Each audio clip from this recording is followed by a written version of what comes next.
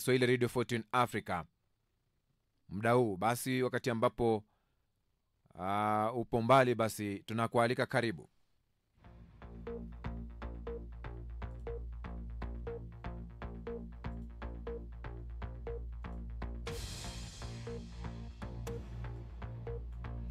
Karibu katika Afrika leo mchana. Kutoka idhaa hii ya Kiswahili Radio Fortune Africa tumekuandalia mengi, ikiwa ni pamoja na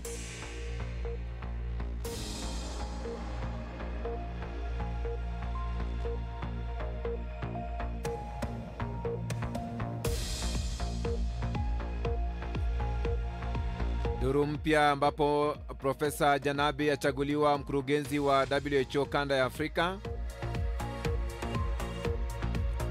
Hospitali zote kaskazini mwa Gaza zimefungwa, wizara ya afya yasema. Papa Leo wa 14 akemea unyanyasaji wa maskini na utawala wa kibabe katika misa ya kutawazwa. Mlipuko mbaya karibu na kliniki ya uzazi ni kitendo cha ugaidi. Watu wawili wamefariki dunia wakati meli ya jeshi la wanamaji la Mexico lilipogonga daraja la Brooklyn. Hamas kuachilia baadhi ya mateka katika mazungumzo mapya.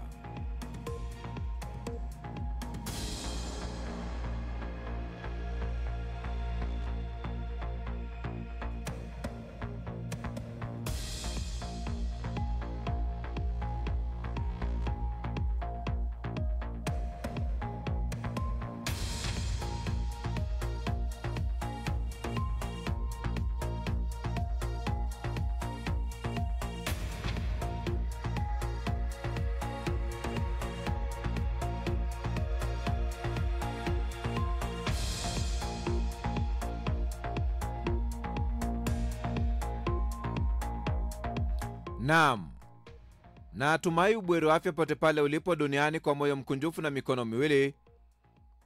Ujambo na karibu kwenye taarifa yetu ya habari Afrika leo mchana.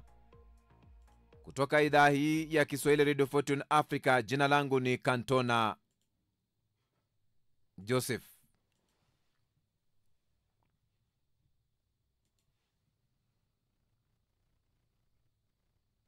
Mshauri wa rais wa masuala ya tiba nchini Tanzania na mkurugenzi wa hospitali ya taifa ya Muhimbili, Profesa Mohamed Janabi amechaguliwa kuwa mkurugenzi wa shirika la afya duniani WHO kanda ya Afrika katika uchaguzi uliofanyika hiyo jana jijini Geneva, Uswizi. Profesa Janabi alikuwa mgombea pekee kutoka nchi kusini mwa jangwa la Sahara, akiwania nafasi hiyo dhidi ya wagombea wanne kutoka Afrika Magharibi. Wagombea hao ni Daktari Nda Konan Michel Yao kutoka Ivory Coast, Daktari Dreme Mohamed Lamin kutoka Guinea, Daktari Boreima Hama Sambo wa Niger na Profesa Mijiyawa Mustafa kutoka Togo. Katika kampeni yake ya kuwania nafasi hiyo, Profesa Janabi aliwasilisha vipaumbele 7 mbele ya waziri wa afya wa nchi wanachama wa WHO barani Afrika, akisisitiza umuhimu wa maboresho ya huduma ya afya, upatikanaji wa rasilimali za kifedha kwa ajili ya kugharamia huduma bora na maandalizi ya kukabiliana na majanga na dharura za kiafya. Uchaguzi huo umefanyika kuziba nafasi aliyoacha wazi na aliyekuwa mkurugenzi mteule Daktari Faustin Ndugulire aliyefariki dunia kabla ya kuanza rasmi kwa majukumu yake.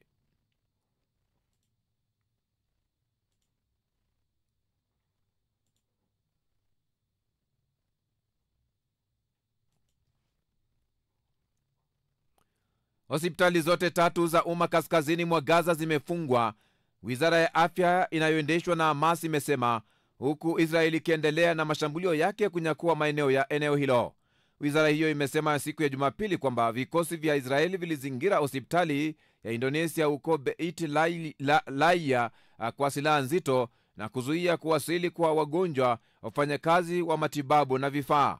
Hospitali hiyo ilikuwa ya mwisho kaskazini kufanya kazi eneo hilo. Jeshi la Israeli siku ya Jumamosi ilitangaza kuzindua operesheni ya Gideon's Chariot, huku kukiwa na wimbi baya zaidi la mashambulio huko Gaza katika kipindi cha miezi kadhaa. Hamas ilijitolea kuachilia mateka 9 kwa kubadilishana na mapatano ya siku 60 ya kusitisha vita na kuachiliwa kwa wafungwa wa Kipalestina, afisa wa Palestina amesema.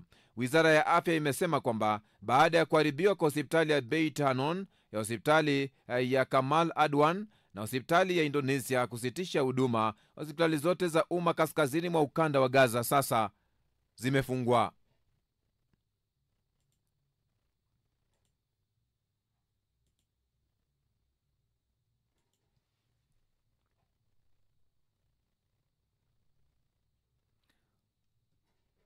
Wakili Martha Karua na mwenzake walizuiliwa kuingia Tanzania.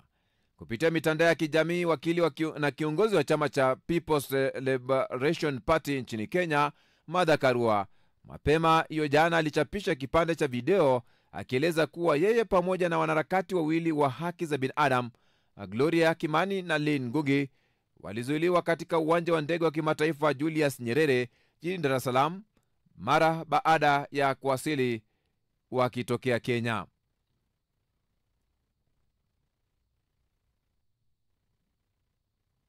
Wanachama na viongozi mbalimbali wa chama cha demokrasia na maendeleo Chadema kwa mara ya kwanza leo waliruhusiwa kuingia viunga vya mahakama kufuatilia kesi ya kiongozi wao na mwenyekiti wa chama cha Chadema Tundu Lissu, huku mahakama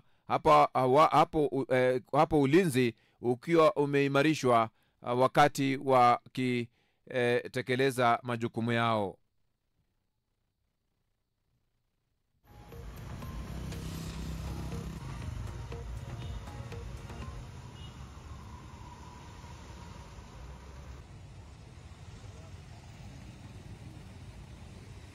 Hali ya ulinzi, msikilizaji, ambapo ilikuwa imewekwa katika eneo lile la mahakama, wafuasi wa Tundu Lissu wakifika mahakamani huku usalama ukiwa umeimarishwa. Walikuwa wameinua vidole viwili kuashiria nembo ya chama hicho cha Chadema.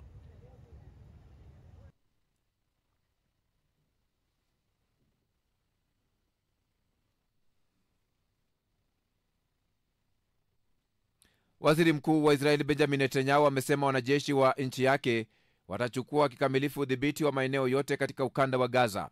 Tangazo lake limejiri wakati huu ambapo jeshi la Israeli limeripotiwa kupanua operesheni zake eneo hilo la Gaza.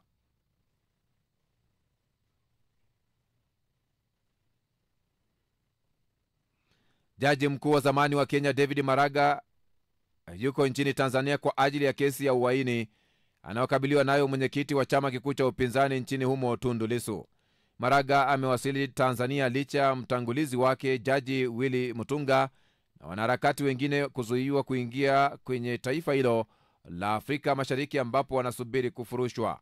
Haya yanajiri hapo jana mamlaka nchini humo zilimkamata kwa muda na kuagiza kurejeshwa nchini mwake mwanasheria na mwanasiasa wa upinzani nchini Kenya Martha Karua, ambaye alienda nchini humo kwa ajili ya kufuatilia kesi ya Lissu.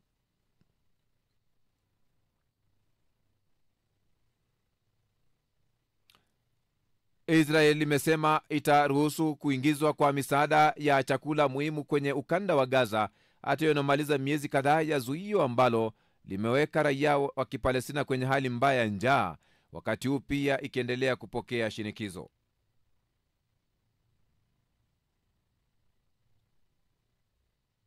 Kuingizwa kwa misaada ya chakula muhimu kwenye ukanda wa Gaza, hatua inayomaliza miezi kadhaa ya zuio ambalo linawaweka raia wa Kifalestini kwenye hali mbaya ya njaa, wakati huu pia ikiendelea kupokea shinikizo. Hilary Ingati.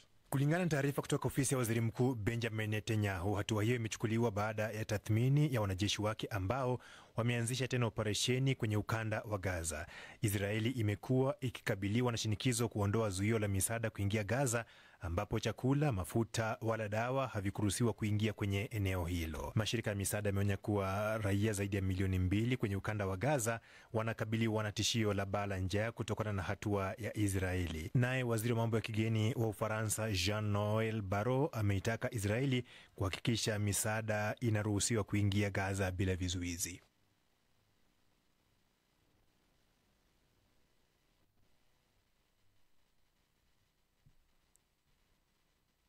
Kesi ya uhaini inayomkabili mwenyekiti wa chama kikuu cha upinzani nchini Tanzania, msikilizaji, Chadema, Tundu Lissu, imerejelewa tena hivi leo kwa ajili ya kusikilizwa, kesi ambayo chama chake kinadai inachochewa kisiasa. Haya yanapojiri, hiyo jana mamlaka nchini humo ilimkamata kwa muda na kuagiza kurejeshwa nchini mwake mwanasheria na mwanasiasa wa upinzani nchini Kenya Martha Karua, ambaye alienda nchini humo kwa ajili ya kufuatilia kesi ya Lissu. Akiwa katika uwanja wa ndege wa Mwalimu Julius Nyerere, Karua alikamatwa pamoja na wanasheria wengine wawili ambao nao walifukuzwa. Mashirika ya kimataifa ikiwemo bunge la Umoja wa Ulaya yamekosoa kesi hiyo, wakishinikiza mwanasiasa huyo kuachiliwa bila masharti. Citizens of East Africa.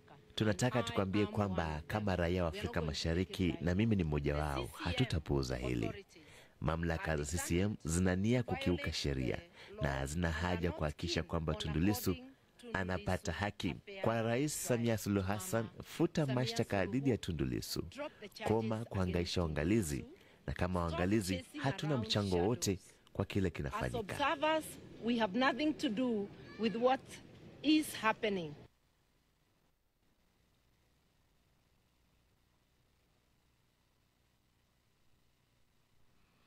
Hayo yakijiri, kiongozi wa chama cha Chadema nchini Tanzania Tundu Lissu anayekabiliwa na kesi ya uhaini amefikishwa mahakamani.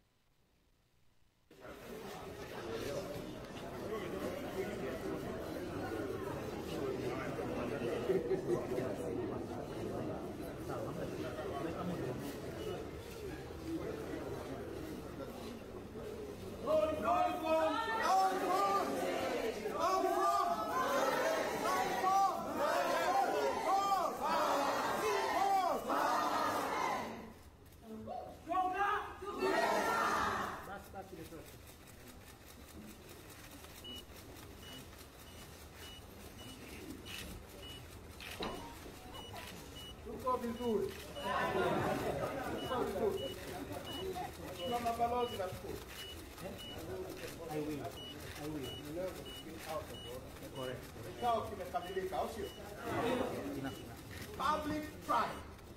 Mahakama ya hadhara. Public trial. Utakutania hadharani. Baba, shikamoo. Salamu ya papa.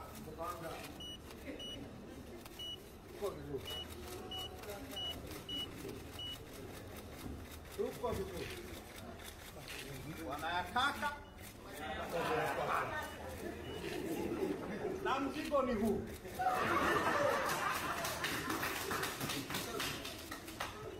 Mzigo ni huu.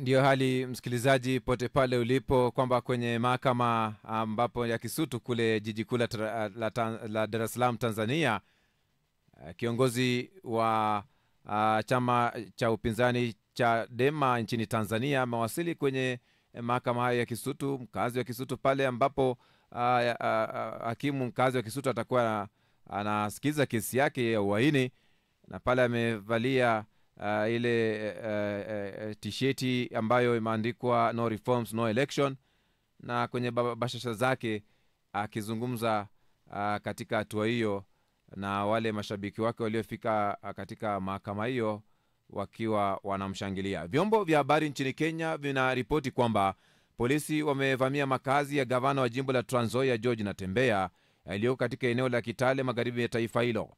Haijabanika ni nini polisi hao wanakitafuta. Gavana huyo amekuwa akisikika akiwakosoa baadhi ya viongozi kwenye taifa hilo chini ya utawala wa Rais William Ruto.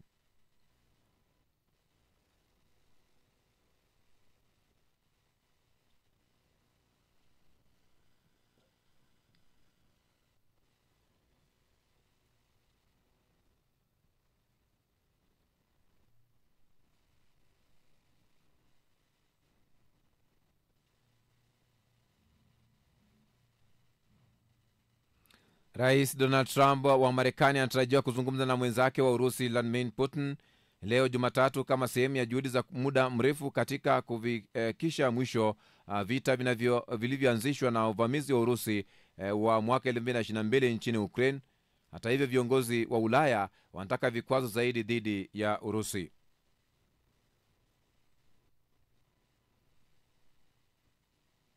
Rais wa zamani wa Marekani Joe Biden amegunduliwa kuwa na saratani ya tenzi dume ambayo iko katika kiwango cha juu cha ukali. Taarifa hiyo ni kwa mjibu wa ofisi yake. Ukali wa saratani ya tenzi dume hupimwa katika madaraja kuanzia 1 hadi 10, na Biden mwenye umri wa miaka 82 saratani yake iko katika daraja la nambari 9.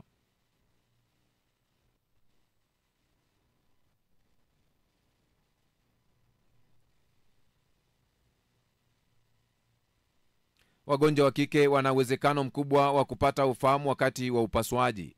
Hiyo inasemeka kwa sababu kumbukumbu za kiwewe baadaye. Wanawake pia huamka mapema baada ya ngazi ya jumla.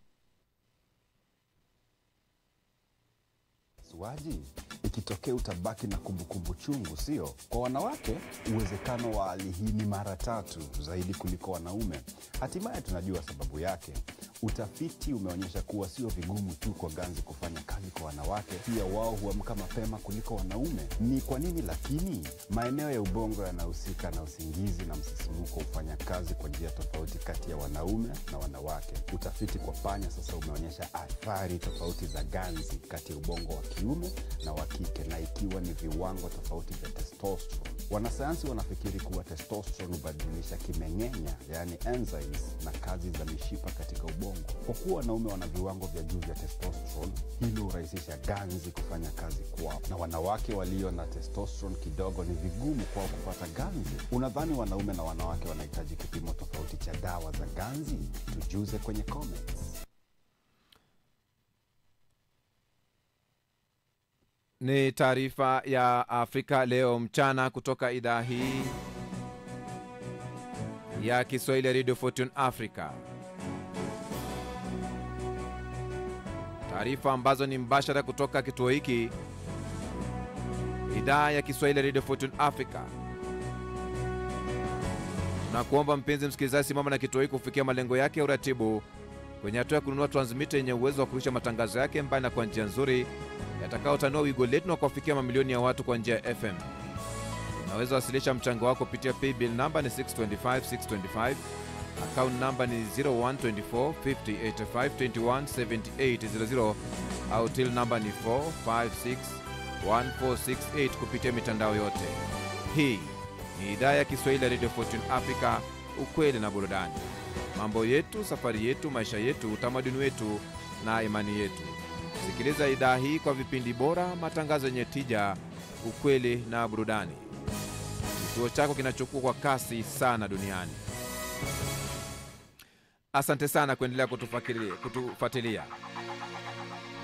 Moja kwa moja basi tunasoma jumbe zako moja kwa moja katika hatua ya kuweza kukuweka sawa. Kwamba Suleiman pale hivi Suleiman anasema maeneo pale hivi yapeleka pale hivi, asema bwana kwa habari zile za Martha Karua, anasema peleka umbea wako huko kwenu, yanawashinda kazi kufuatilia ya watu wengine. Haya, wale Tanzania wanazungumza, sema bwana ya kwenu yanawashinda alafu mnafuatilia watu wengine. Munga anasema hiyo sio Kenya mama, enda na usije mrushia kiatu mama yetu mpendwa.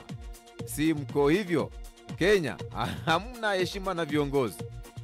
Haya, ukiyavulia nguo yaoge basi. Ndio hayo. Dada mkubwa pale wa Afrika ni matusi si hatuyasomi. Wanazuia Waafrika wenzao. Ila juzi wamemruhusu yule rais maneno ndio hayo yanazungumzwa bana. Zakaria Felician pale kuna viongozi wataumbuka kwa sana mwaka huu kumzuia Martha Karua, kuzuia ukweli kusemwa. Hata akiwa nchini kwake bado atasema haki itendeke kuhusiana na kesi ya Tundu Lissu, mambo yasiwe mengi. Huyu ni Zakaria Felician pale anavyozungumza. Vile vile Omari ya Domana anasema huyo mama hajitambui kwani yuko kwao Kenya. Akayamaliza yote hadi aje kwetu. Hii Bongo sio Kenya bana. Kaa mbali, kama wamekuzuia tu na hawajakupiga inakubidi ushukuru Mungu sana, la sivyo ungepitiwa na watu wasiojulikana na nadhani hadi muda huu usingejulikana ulipo. Ndio hali ambao Omari Adhimana anazungumza kwenye maoni yake hayo.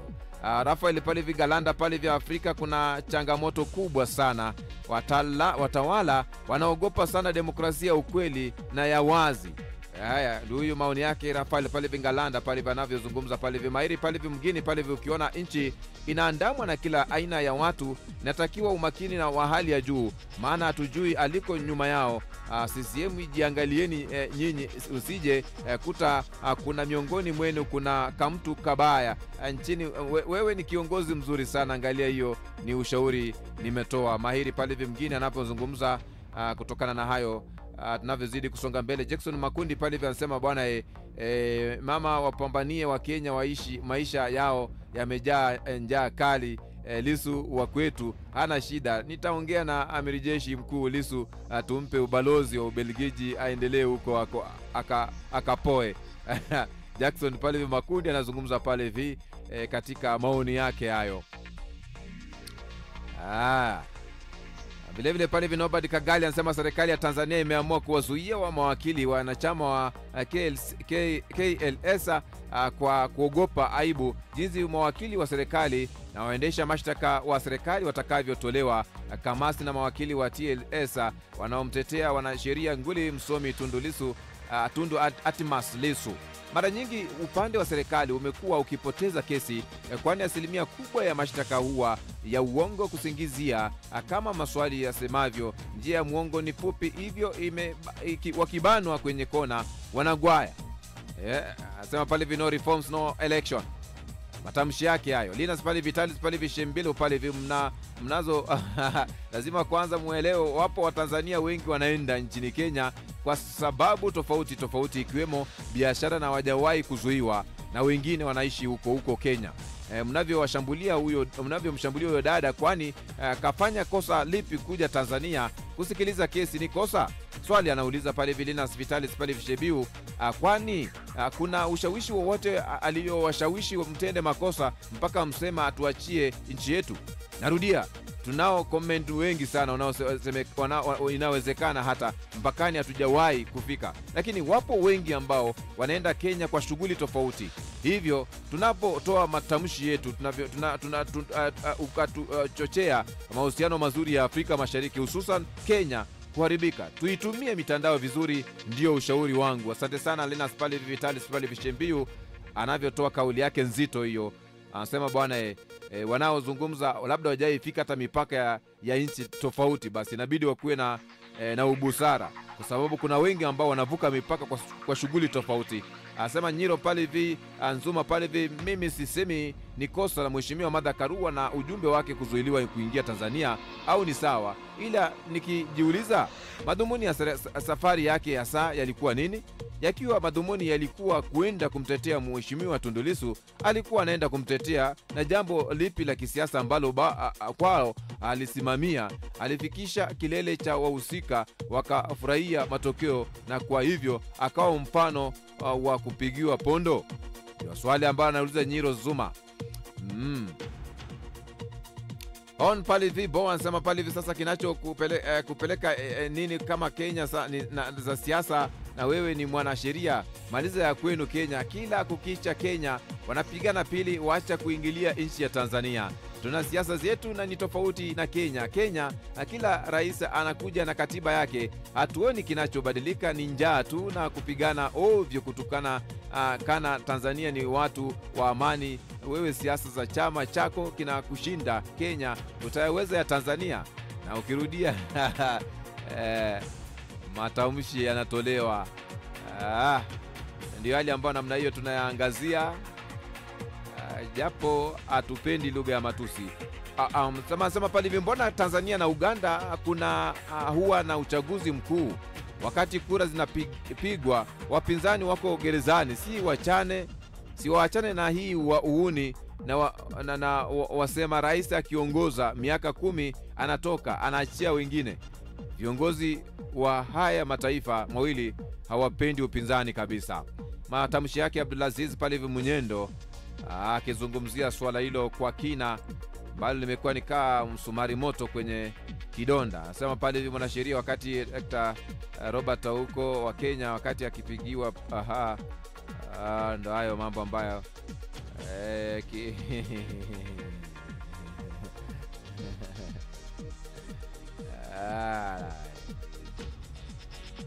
ni taarifa ya habari pote pale ulipo msikilizaji.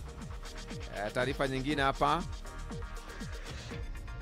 naangazia pale hivi ambapo wafanyakazi wa WHO wajiandaa kushindia matango pori pale hivi. Profesa Janabi pale hivi ndiye mkurugenzi mpya wa WHO kanda ya Afrika. Pale hivi Faustin pale hivi Obadia anazungumza Longututi pale hivi tajiri. Hongera kwake, Mwenyezi Mungu akulinde na fitna. Asante sana pale hivi Tausi pale hivi Mnubi pale hivi. Habari njema kwamba kongole nyingi sana kwake. Nina imani kuwa anaweza sana na tumuombe kwa Mungu ampe baraka zaidi. Asante sana kwa sema Lois pale hivi Komba pale hivi tumpongeze Mheshimiwa Samia Suluhu Hassan alivyoweka mikakati ya kidiplomasia na kumnadi Profesa Janabi. Ndio yale ambayo inajitokeza pale hivi katika hatua hiyo msikilizaji, ambapo Profesa Janabi ndiye mkurugenzi mpya wa WHO kanda ya Afrika. Kwenye habari nyingine kabla ya kuweza kupokea makala, ambapo katika hatua hii kwamba watu wa Gaza ongezeni maombi, Mungu anajibu. Maoni yake hapa liva Abbas pale Vinyanga.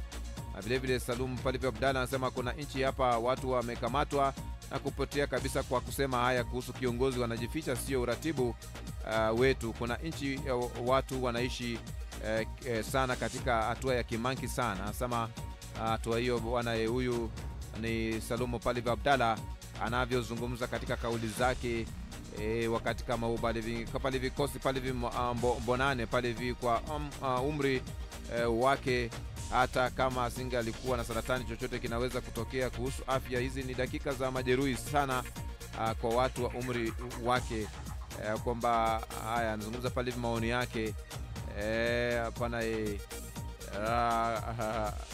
wakati yeye Hamis Salum pale anasema wakati yeye anamsaidia Msayuni kulipua hospitali ya kutibu wagonjwa. Ndio maoni yake hayo.